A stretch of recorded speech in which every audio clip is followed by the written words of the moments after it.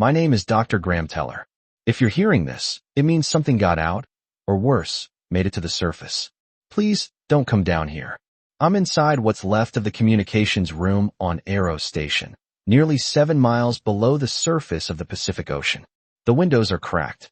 Blood is smeared across the floor. The emergency lighting is barely functional, casting a sickly red glow that pulses like a heartbeat. Every few seconds, I hear it, the low, wet drag of something moving across the corridor outside. It's not rushing. It's not clawing at the door. It's studying it. And I think it knows my name. 6 hours ago, there were 12 of us. Now, I don't know who's left. I saw Riley about 15 minutes ago, half his body dragged through the floor hatch by something I couldn't fully see. He didn't scream. He didn't struggle. He just looked at me with wide, glassy eyes and mouthed. It's not one. It's all of them. That's when I knew we'd never been alone in the trench. Not really. We thought we were the first to explore that deep, that far below light, below heat, below anything life should survive in. But we weren't first. We were just stupid enough to wake them up. The project was simple, at first. Harvest microbial and biological material from unexplored depths. Create medicine, biofuels, maybe even engineered creatures that could withstand pressure for space travel. It was groundbreaking. Until the drill team found the egg. It wasn't exactly an egg, to be honest. More like a translucent orb, pulsing faintly, suspended in what looked like jelly, but reacted like sentient gel. We brought it into the specimen chamber, sealed it in reinforced titanium glass, monitored it, and it watched us back. At first, we assumed we were detecting electromagnetic pulses or chemical signals, basic biological phenomena. But then the pulses became rhythmic. Patterns emerged. Frequencies that evolved. Adapted. They weren't random. They weren't even language. They were instructions. Hypnotic, low-frequency humming that embedded itself into your thoughts. People started hearing things. Dreaming things. I remember Morgan, our head bioneurologist, clawing at her ears, sobbing in the med bay, whispering, "The song's in reverse now. It's folding in on itself. It's talking through me." We sedated her. Isolated her. But that night, she vanished. Her room locked from the inside. All we found was a smear of liquid on the ventilation shaft, thick, black, and pulsing like it was breathing. Then the containment tank broke. There was no pressure failure. No impact. Just a soft cracking sound, like ice giving way under your feet. We found the tank cracked open from the inside. And nothing inside. No creature. No residue. Not even fluid displacement. It was like it had simply phased out.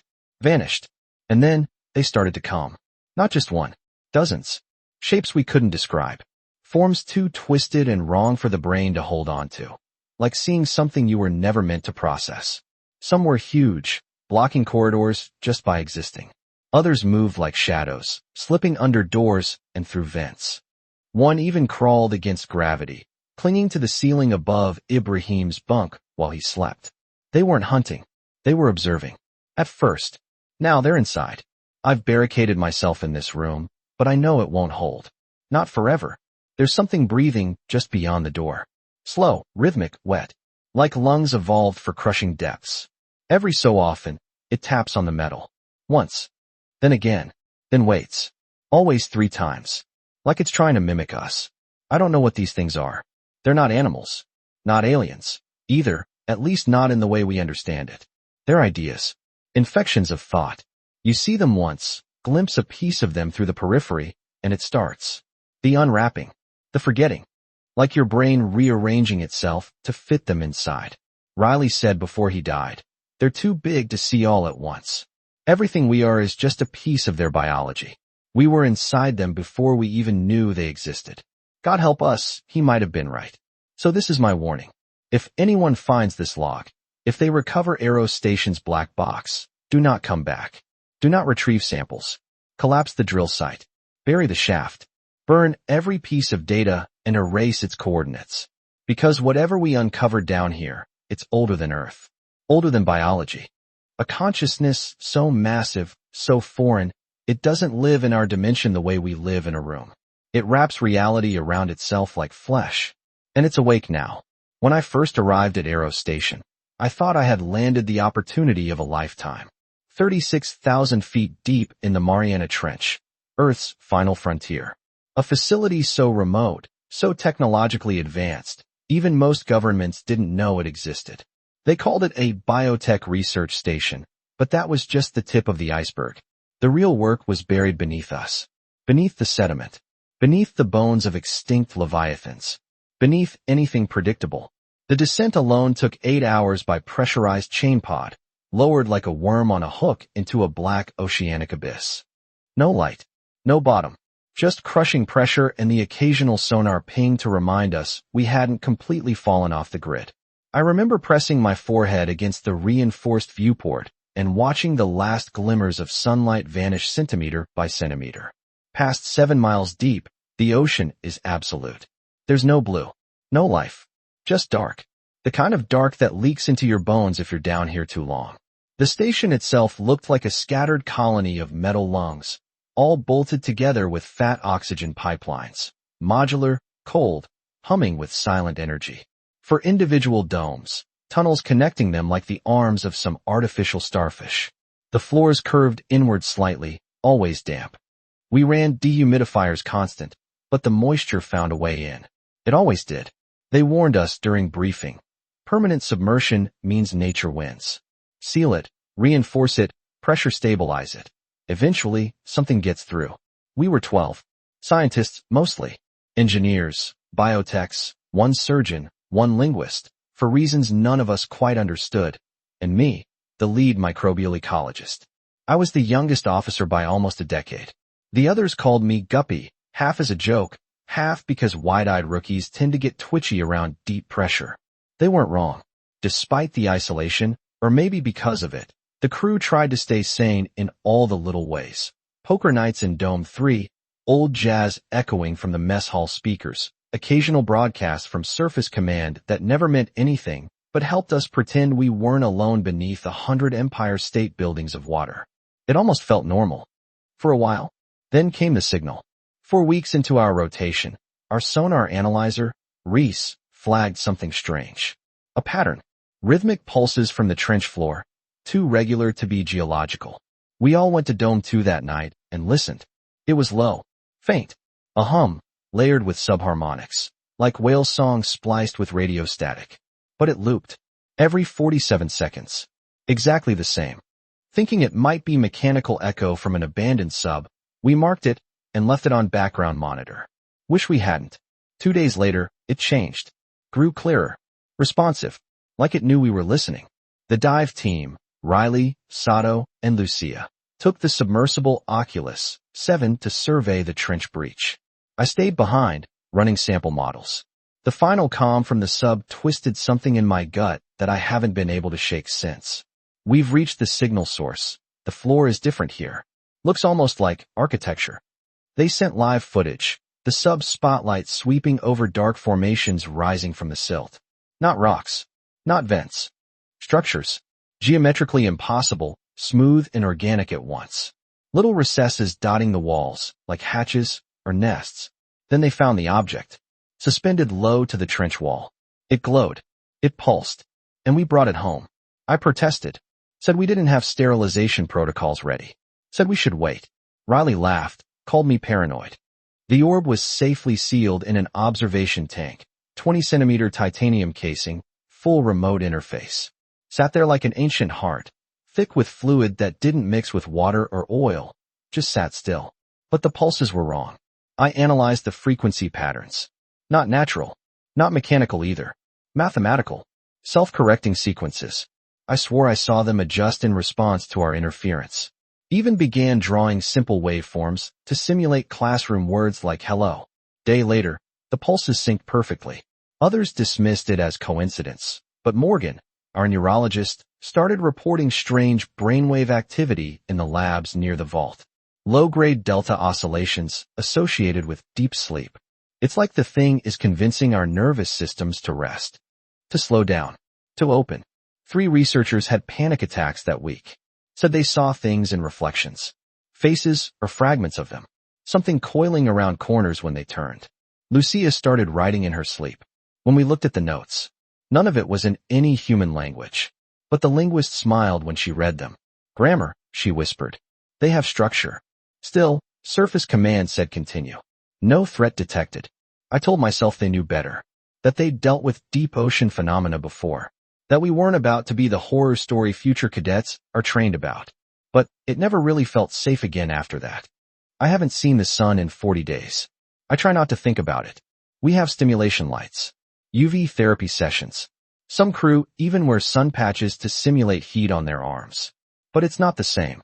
You feel it in your gut, the crushing weight above, the miles of lifeless black, the silence pressing in at all angles. There's a low hum in the walls now. Not from machines. From the deep. Always there. Always waiting. It's funny, when I first set foot on EROS station, I remember thinking, this will change everything. I just didn't know how badly. They scheduled the dive just after midnight. Protocol said to wait for the next orbital alignment. Fewer surface shifts meant less seismic instability, but command pushed it forward. They were excited about the signal. Eager. I couldn't tell if it was scientific curiosity or something else. They didn't let me on the sub-team. Said I was more valuable analyzing from the station. Truth is, I didn't want to go. Lucia took command of the Oculus 7 that night. I saw her just before launch, standing by the airlock hatch with her helmet off, sipping stale coffee and chewing cinnamon gum, trying to look calm. Her hands were shaking. Riley gave her a quick nod, eyes bloodshot and twitchy, like he hadn't slept in days. Sato said nothing at all, just stared at the floor, like something down there was already calling to him by name. I tried to speak, to stop them. Only words that came out were, "Be careful." Lucia turned, smiled faintly, and said, "We're not the first, Grahm. You can feel it too, can't you?" Like that was supposed to comfort me. I watched the launch from the control deck. Oculus 7 dropped through the docking chamber like a bullet, swallowed whole by the black. I followed their descent on the sonar screen, each ping slower than the last. At 5,000 meters, they passed the thermal shelf. At 9, they reported full alpha pressure seal. I listened to the crew chatter over comms, aloof, focused, clinical. Then silence. For 30 seconds, cracked static. Then Riley's voice. Control, we're seeing something. It's big. When the camera finally activated, the whole control room went silent.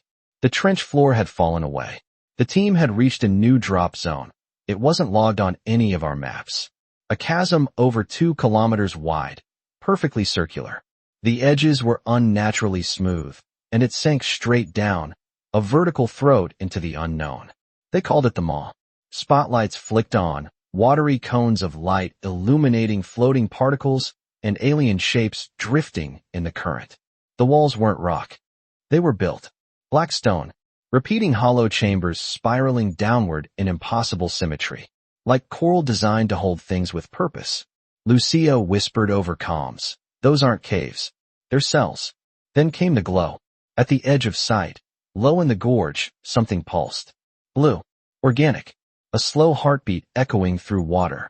They got closer. The thing was suspended by membranous cables, swollen, translucent like a jellyfish egg.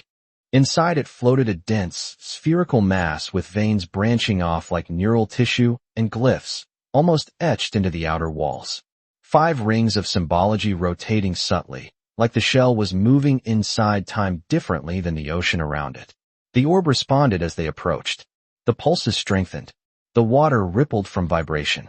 And we heard a tiny, glassy sound, a tone that made my spine lock up completely. It was becoming aware. Riley, of course, wanted to bring it back for study. I screamed through the mic, "Don't touch it, don't bring it up," but by then, they already had it sealed inside the magnetic capsule. Command overrode me. The subject's value outweighs current theoretical risks. Retrieval authorized. Watching it rise was like watching a mistake take shape. I swear, the ocean got darker. The sonar readings, normally static, began to ripple, not from movement, but distortion, a kind of bending in the readouts. Numbers that didn't make sense. Echoes that looped before they were pinged, like something was interfering with time itself. At 2,000 meters up, the signal shifted again. Not louder, clearer. Harmonics. High frequencies counterbalanced by deep, almost inaudible bass waves that rattled our internal equipment. An unbroken binary loop we never figured out how to read. But it felt like one word, repeated in every form our math couldn't decipher. Open. They docked at 2:46 hours. The orb was wheeled through the pressure gate under 2 layers of quarantine drapes and 10 guns pointed at it. Not that guns would have mattered. That thing had no legs, no mouth, no limbs. But even through the case, it watched. I stood meters away, and I felt it in my chest. Not fear, not wonder, something older than either. The sense of being observed by a god that had drowned before time began. Sato locked eyes with me, his face pale with awe and terror. He said one thing. It's not from the sea. I asked him what he meant. He took a breath. One trembling breath. Then, it's from whatever the sea hides things from. Since that night, nothing's been right. Equipment failures. Hallucinations. Crew reporting dreams they hadn't had since childhood, but twisted, incomplete. Lights flickering even after battery replacements. Voices in the vents. Not screams. Whispers. No breaches yet. No violence. But every inch of this station feels hungry now. Like bringing that thing inside shifted the entire ecosystem of the trench. Like something ancient woke up and started turning toward us. And even though they locked the orb in containment, I swear to God, sometimes I see it breathe. The orb was locked in Vault A9, our most secure containment chamber, triple-sealed smart glass, negative pressure, and independent power loops. The kind of room built to withstand nuclear-grade pathogens or pressure-volatile anomalies. It wasn't enough. The moment the orb crossed the threshold into the station, everything changed. First, the tech started glitching, minor stuff. Diagnostics looping, doors that took 3 or 4 tries to unlock, flickering video feeds. We wrote it off as power draw interference. Happens sometimes down here. But then people started glitching too. Jace, one of our engineers, told me he kept hearing footsteps behind him in the maintenance corridors. Always the same pattern. 2 steps, pause, 2 more. Nothing ever there.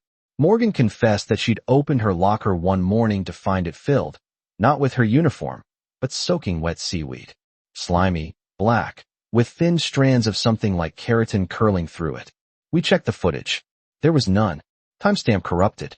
But it wasn't just paranoia. There were patterns now, tracing themselves into our systems.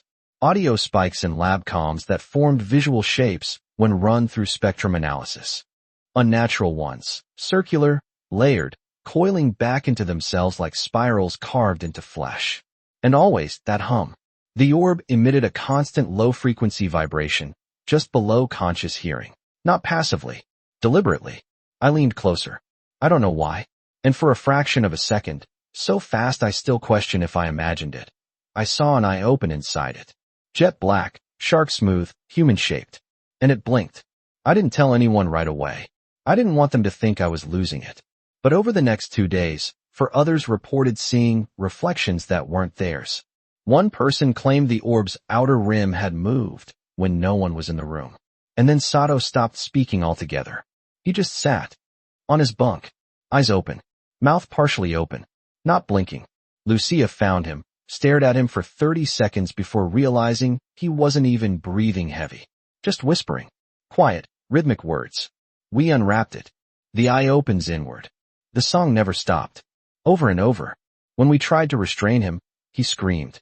Not random. Not afraid. Furious. We cut through the veil. We let them in. They sedated him and moved him to the med bay. That was the last time I saw him alive. 2 hours later, he was gone. No one saw him leave. No door alarms. No security logs. No airlock breach. His tracker? Still sitting immobile on the medbay bed. But the lights in containment had shorted out during the exact same 3-minute window. And the orb was missing a piece of its outer shell. Like a crack. Clean. Circular. As if something stepped out. I started digging through every signal readout since we brought it on board. And that's when I noticed something. The pulse pattern had changed again. The deep hum had sharpened. Refined itself. The earlier erratic data was gone. It had evolved into something more structured. And when I ran the signal through our vocoder interface, just on a hunch, something answered back. Words. Rough. Fragmented. But unmistakable. We see you thinking. I fell out of my chair. I replayed it 5 times. Each time, same garbled layering, same word structure buried in layers of static and subharmonic noise. It knew I was trying to translate it. Riley didn't even blink when I showed him. He stared at the screen, rubbed his chin in slow circles, and said, maybe we're just hearing what it wants us to hear. Like bait. He didn't sound afraid. He sounded fascinated. That was worse. By this point, the rest of the team was unraveling. I walked into the mess hall at 0400 to find Morgan sitting at the table with her eyes closed, repeating a chant in a language not even our translator protocols could identify. 3 of the crew had nosebleeds that week. 2 developed tremors in their left hands, synchronized perfectly. 1, Diaz, said he hadn't slept in days because the station keeps breathing under the sound ceiling. We ran psych evals, sleep schedules, nutrient boosts. Nothing helped. The worst part? The air changed. You don't think about smell much down here, just metal, recycled oxygen, the faint staleness of trapped moisture. But now, there was something else. Copper, brine, spoiled citrus, like fruit left to rot inside a pressure cooker.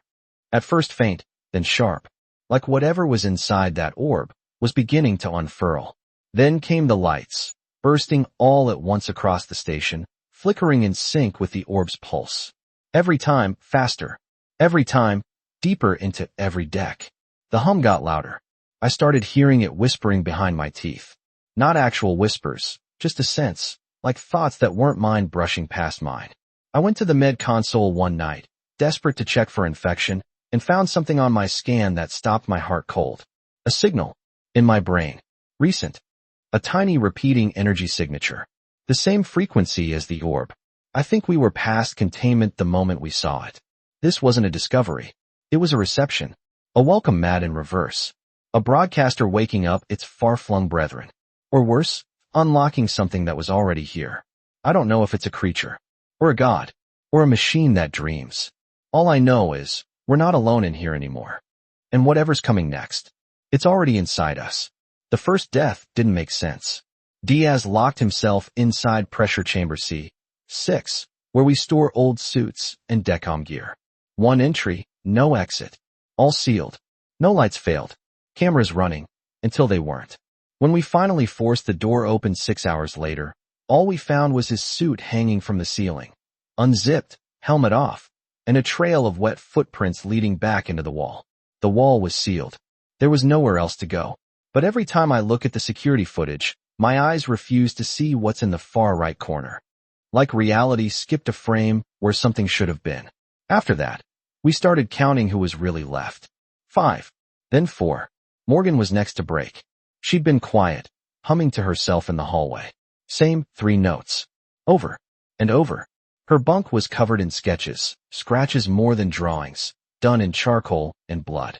They looked like circuitry, but they pulsed when you looked straight at them, like staring into something's nervous system.